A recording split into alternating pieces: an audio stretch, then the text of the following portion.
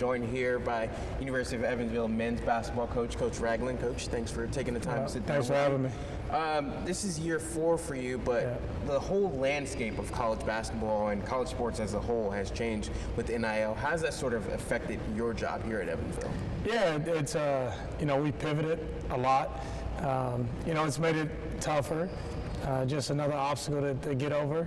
But we found a way to navigate it throughout the process. But again, it has made things tough for a lot of different reasons. Number one, finding more resources. And then number two, there haven't been any true parameters put around NIL and how to go about it. And now there are some getting put in place, but it's like after the fact. So it's made it a lot more difficult. It's changed the job a lot. This is going into, over 2 decades of coaching college basketball. And I've talked to other coaches that have been in it for a while, and it's unrecognizable because of the landscape of collegiate sports and the having NIL as a factor in it has made it very tough. What do you feel like it's affected your job specifically the most? Is it that recruiting piece, or is it even trying to retain players? A little both. It's I guess limited who you can recruit, and it's changed who you can retain. There's certain factors that bring people to Evansville, which we love. We have a great community, great campus, great education that you'll receive here at UE. Great program, historical program, winning program, and we feel like we have great culture here. That's the reason why a lot of kids end up coming here. We do a great job developing our young men, but at the end of the day, there is that factor in there, and that's the money, whether you like it or not. So sometimes it just supersedes all the other factors, which helps you find the right people. But once you find the right people and they have success here at the University of Evansville, other people recognize that. We're in a public sport where a lot of people, because of entertainment, because of TV, because of whatever, they have an opportunity to see your product. And the benefits of NIL, name, image, and likeness, goes out to all the other 300 and some odd schools in college basketball, and that allows an opportunity for players that we bring in, we identify, that fit our community, our campus, our program, for them to be seen and for them to eventually not be retained because of the collective and the money. How do you sort of balance that line? I'm sure, obviously, it's bittersweet that you see these players move on, but also it's a good thing. You help them along their journey. How do you sort of balance that line between being happy for these players, but also really wishing they would stay here? Yeah, it's tough. But at the end of the day, we hope to develop young men and put them in a position to be successful once they leave the University of Evansville. So, at the end of the day, that's what it is. And then we don't take for granted the opportunity that we have to level them up, to coach them the right way, to equip them in the best way that we can, to be the best person, player that they can be. So we do our job the way that we're supposed to, and what you end up doing is building a relationship and a connection with them. So the bond ends up being there, and then the opportunity, once they do have an opportunity to leave, is created. And it's hard to say bye sometimes, if I'm being honest. But at the same time, if you look at that individual as if it's your own, if it's your own son or someone that you're mentoring, which we do, then if they're in a situation where they have life-changing money, it's hard for me or my staff to say, hey, don't do it. So it is bittersweet. It's tough to say bye, but it's also great to help young men create opportunities for themselves they probably wouldn't have had if they wouldn't have came to the University of Evansville. And now you guys have your own collective. You got the Purple Rain Collective. Now you guys are hosting a dinner next month, and you mentioned a golf event as well. Yeah. How do sort of these ideas come about? Yeah, no, I mean, you got to pivot, right? You got to problem solve. You got to find ways that work for us and work for our community. So we have a golf outing on Monday, August 25th, which we do have a couple more spots available in the morning for that. And that has been really, really good for us.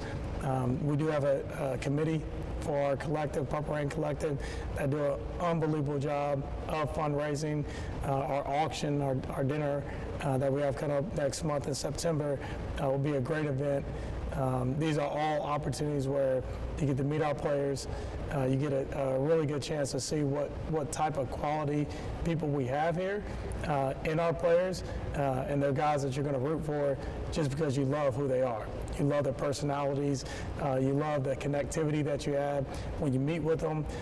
And these events that we have that end up basically being fundraisers to keep these student athletes here is a great opportunity to get behind the scenes, know them on a more personal level, and understand that at the end of the day, like even though the names on the back of the jersey change, the person doesn't. You know, they're going to be high quality. They're going to care about their education. They're going to play extremely hard for the University of Evansville. They're going to be great ambassadors on campus and in the community. It's going to be guys that our community, our fan base is proud to be behind and support. So again, you know, the golf outing is important. We hope to fill that up. Our auction next month is really important. We have a couple more other events that we're pulling together with the Purple Rain committee that is just really focused on raising the funds to bring young people to the University of Evansville, to our community, and hopefully retain them. Because honestly, you know, you bring people to UE or you bring people to Evansville, there's a very good chance they end up staying. I met with a former player the other day that he played from 03 to 07 for Coach Murfield, and we randomly met, and he's been here since 07. You know, and he's not from here originally. You know, so you have an opportunity to bring in young people who can be positive ambassadors and positive people in our community for the future of the improvement of our community. So, you know, that's the purpose of the collective. That's the purpose of raising the funds, and those opportunities like the golf outing and auction will really help with that. What is the feedback you've gotten or the sense from, you know, the community as a whole? Because like you mentioned, you want to bring the community to these players, but also offering these players to the community. What's sort of the feedback of them being able to get, you know, these opportunities that typically before you wouldn't have? Exactly. You know, there's buy-in, you know, because, you know, at one point, this was not an opportunity to have a stake in it. Like, oh, who do we have? Who are we bringing in? Who are we keeping? You know, so there's a little bit of ownership, and hey, there's no time like this ever before, where as a fan that's sitting in the stands or someone that has been a part of the program for a long time, a part of the community, actually has a say on who we recruit, who we keep, and now we have that. You know, so there's some excitement to it, you know, and there's a lot more buy-in than you know, what I initially got when this all took place. So when NIL first really took off, there was this whole conversation about how it was going to affect mid-majors and programs like this, and that it would ultimately get rid of the mid-majors. How have you guys still stayed competitive during this time? And what, like you said, there's not been too many parameters around set to making it a bit more fair. Yeah, just finding our niche. You know, at the end of the day, you know, basketball is basketball, recruiting is recruiting, and there's always there's so many positives to our community, to our campus, and honestly to our program. You know, so finding those individuals that appreciate that and that want to wear the University of Evansville across the front of their jersey is really, really important. So we know what our core values are. We know what our pillars are. We know what's important to to us as a program. We also understand what's important to our university and to our community, and we keep that as a priority. And for the ones that see the value in it and appreciate it, it ends up working out for it. There's been players that have come here, whether it's been Humber House, Gabriel Pizzato, that end up coming here because of those reasons and really buying in and diving in to what we have here. The opportunity presents itself later on. It could be at another university, or it could be professionally. But we just have found the positives that we have to offer. We made sure that we found the right people that fit those qualities, and then we are connected and working together for the same goal, and that's to make them the best version of themselves on a daily basis.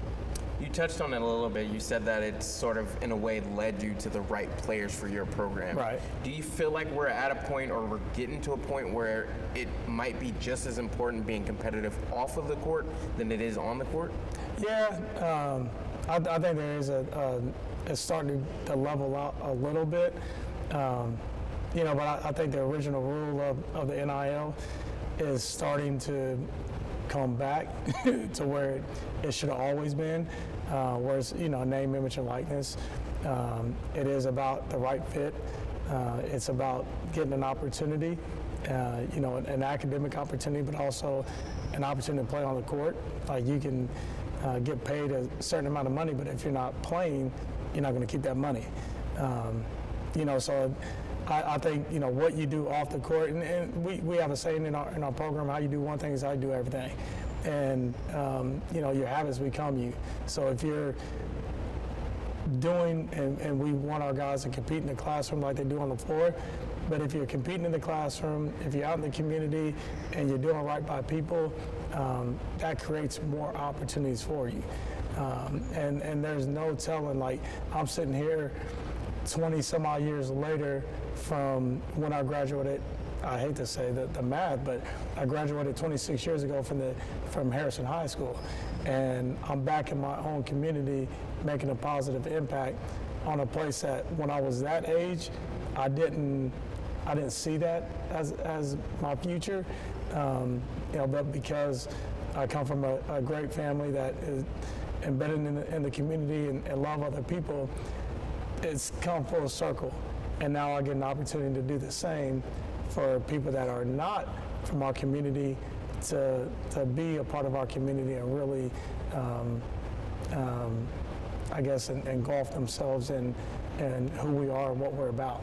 So it's come full circle, and it is more so about what you do off the court than it is what you do on the court. All right, thanks, Coach Ragland, for taking the time with me. Absolutely, I appreciate it. Thank you.